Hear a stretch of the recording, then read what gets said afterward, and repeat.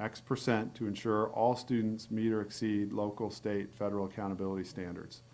The reason that that percentage is left blank is we need more engagement internally before we can put a number in there. I want to put 50%.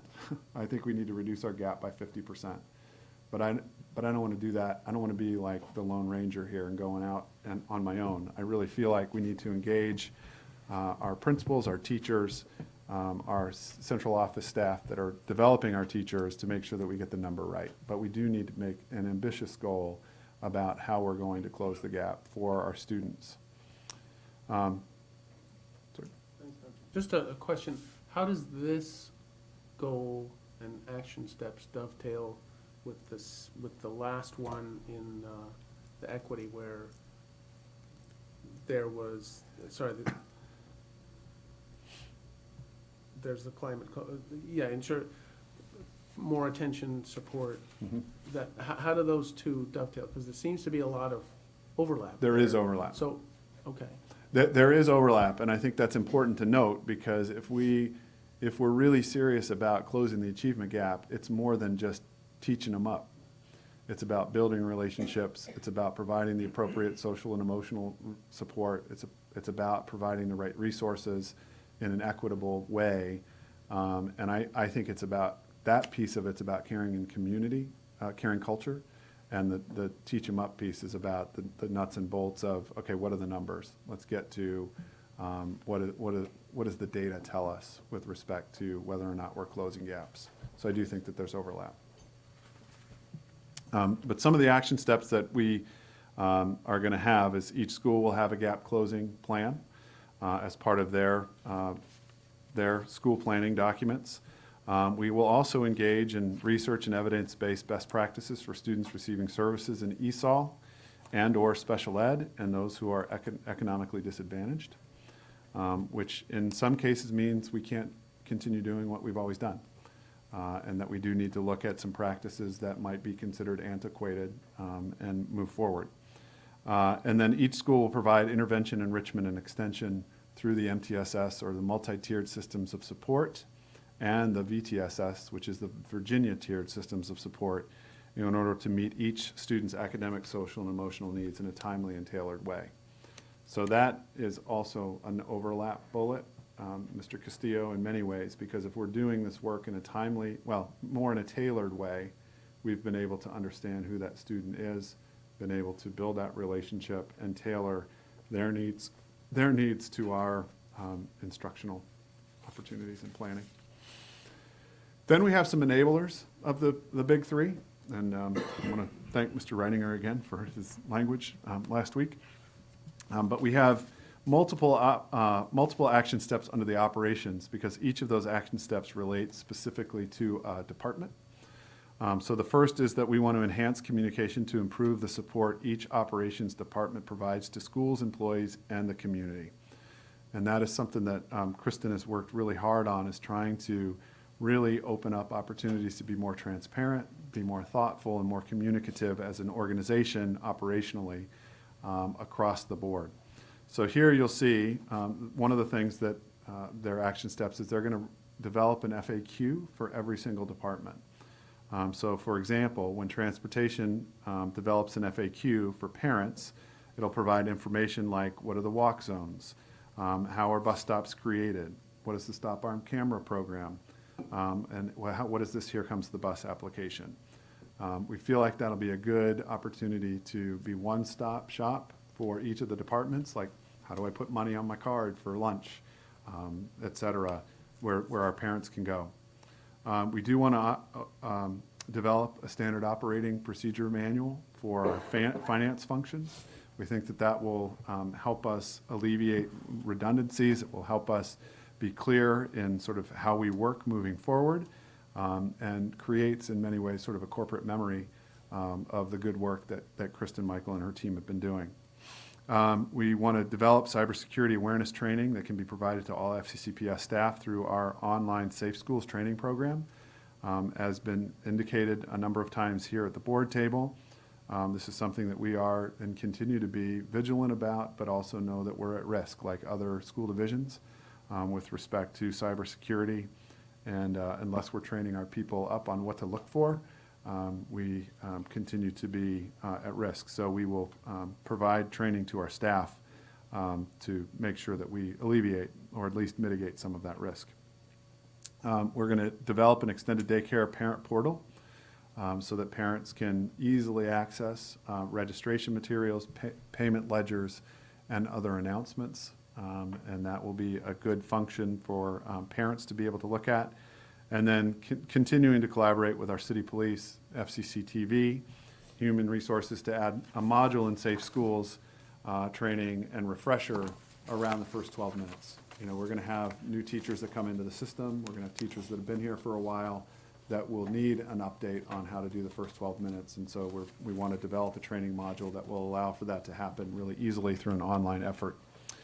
And then through a joint process with the general government, our Munis rollout, and that employee self-serve piece is going to be really important to us. And so we're looking forward to working with them to initiate address tax and other changes online. So that makes it easy for staff to be able to pull down information and modify and update their information.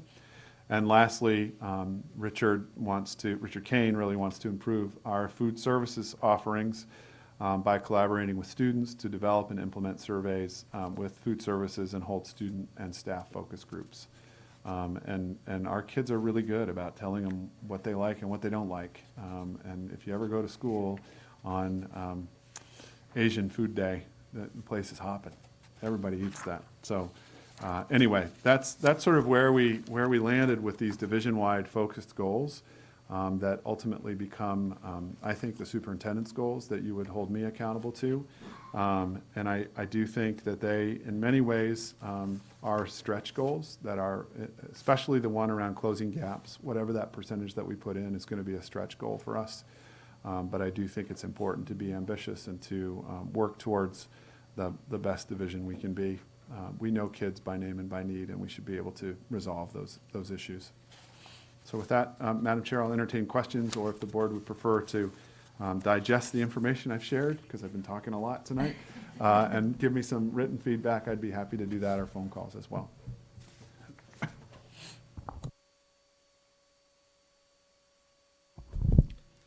So tonight I'm going to play Greg Anderson because I actually have a lot of comments. Thank you, Dr. Noonan, for the presentation. I actually have comments on, I think, all of them. So I'll start with the first.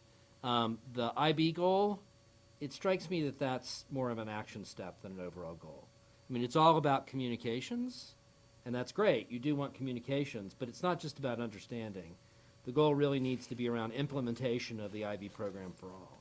And so the overall goal, I think, needs to capture something about the implementation of the programs and the learnings, and so that benefits flow more broadly, rather than just increasing everybody's understanding. I mean, I think that's very important. I think that's a critical action step. But I think just having communications and understanding in the overall goal misses too much. And you need some action steps that I think align to that. I'd also, it won't shock you to learn that, based on the conversations we've had before, that I really like the gap closing goal the best, because it's fully smart, right? It's measurable, it's direct, it's comprehensive. That's an awesome goal. The climate and culture, I get how equity applies into that. I just wonder if the equity-related work, including the work being done by the George Mason professor, Dr. Williams, maybe fits better under gap closing than climate and culture. It just feels to me like that's a very general goal, and I think that we ought to try to come up with some goals for you that are very clear and direct. And maybe we can't do that without that climate survey, and so that'll give us the means to measure for year over year. But I'd at least intend to move the Dr. Williams program to the gap closing piece and try and put a little more specificity in this goal. So, and to be frank, I don't know what that is yet. I need to think more about that. So do we. Yeah. Appreciate it. I think the goal 3 on gap closing is spot on. Because, as I said, there'll be a lot of action steps you want to take to achieve that, but you want to set a stretch goal for specifically closing stuff where we've got analytical measures. And that's the highest order type of goal that one could have. On the enablers, the sort of the overall operations goal, again, feels a bit too communications focused to me. Communications is a part of it, but it's not all about enhancing communications to improve department operations or to support each operations department provides to schools. It's actually improving their operations, not just the communications around the operations. It seems to me, just looking at what we've talked about before and the action steps that you have here, that there are really 3 big categories of enablers. And they sound a little bit like some of the priorities we've got right now, but are actually enablers. One being excellent staff, second one being optimal facilities, which includes safety and security, and the third which is efficient operations. That might be off, but at least it feels to me like those are the enablers for the big 3 goals. And I think it would be best to have a goal that cuts across all of those, or a goal for each, and then a set of action steps that align with those things. And again, communications are important. Communications is a huge part of your job, but not just about communications. It's like the gap closing measure. Communications will be used to reduce gaps that distinct groups face, but the end result is reducing the gaps, not the communications around that. And the last thing, just a quick note, given my own particular field of study, I think the cybersecurity awareness training piece is valuable, but a lot of people think awareness training is a significant element. Actual implementation of mitigation measures is, to my mind, far more important than awareness training. You need to do it, it's sort of a necessary but not sufficient piece, but that's getting a little detailed for this discussion. So, good start. I like the way it's aligning with the overall approach, but more of goal 3. Gotcha. Thank you for the feedback.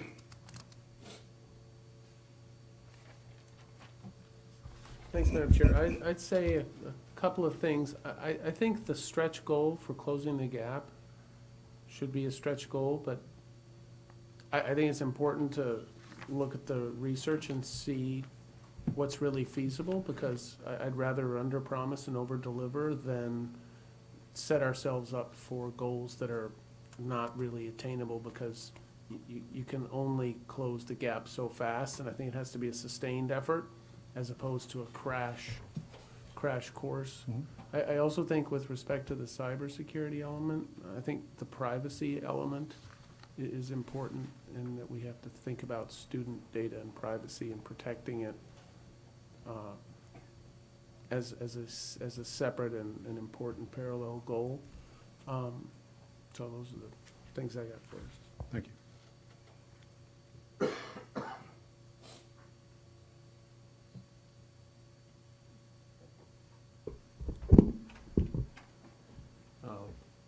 Thank you, Mr. Reininger. I'll channel myself just to cut myself off. My biggest question through all of them, and it's less for the closing gaps because, as Phil was just saying, that's quite bound, is sort of how are you going to be measuring the progress toward these goals in a way that is quantifiable, in a way that is actually something you can argue, yes, we've made this amount of progress, whatever that measure is. So I think it's important that that whatever the final language is, whatever the final structure of goals is, that there is something in here for each one of them that we can really sort of collectively look at and see, yes, we're making this progress, or we've achieved this, or we've got this much left to go. Is it